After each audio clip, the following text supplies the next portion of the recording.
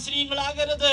പെരുന്നാളിന് മാത്രം നമസ്കരിക്കുന്നവരാകരുത്, ജുമഅക്ക് മാത്രം നമസ്കരിക്കുന്നവരാകരുത്.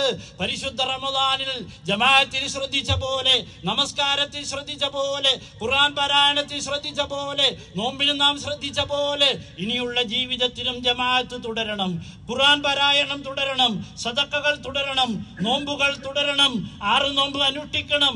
പതിവായി നാം നിർവഹിക്കുന്ന എല്ലാ സൽക്കർമ്മങ്ങളും നമ്മുടെ ജീവിതത്തിൽ നിലനിർത്തണം.